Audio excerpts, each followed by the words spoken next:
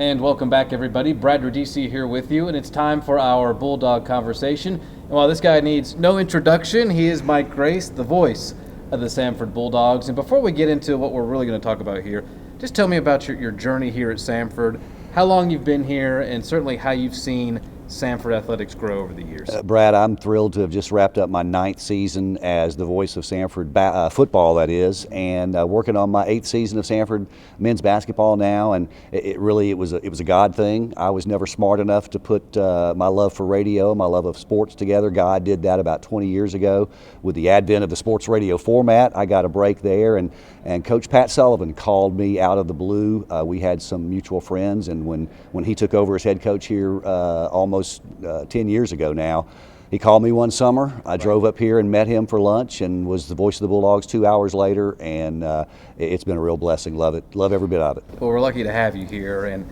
over that course of time, technology has changed. While it used to just be radio, now we're on television, we're on the internet, we're streaming, including this broadcast here, ESPN3.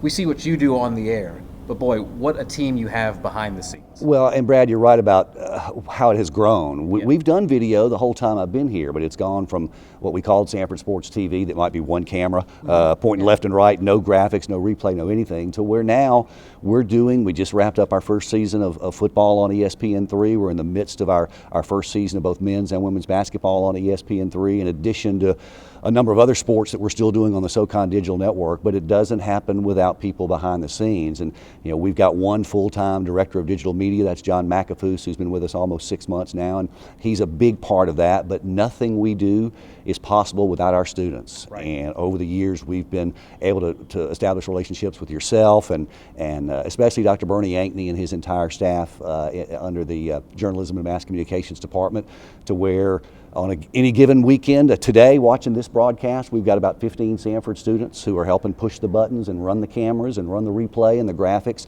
And that's our real goal too, Brad, is not only to put on a great product for our Samford fans and support our coaches and our student athletes, but it's to help these JMC students who dream of working for ESPN or CNN or their local hometown CBS affiliate, whatever the case may be. Our goal is to use the events and the opportunities that we have to help them gain some real world experience that will help them get that dream job of theirs. In our background in the media, it is all too important to have this experience now for them. You can't learn on the job anymore. Well, it's tough to do that. I'm an old radio guy, and I can tell you that I came up in a day and age when I had the opportunity to do anything and everything and learn by trial and error. And those type of positions just aren't available in the radio industry these days. So it's tough to get that foot in the door. But we've got students doing radio play-by-play for us now on certain broadcasts, doing even some on-air work for sideline or bench reporting for our football and basketball broadcasts. So both behind the camera and in front of the camera, the things we're doing in coordination with the JMC department and the university as a whole gives us a great opportunity to share that experience with our students and help get their foot in the door.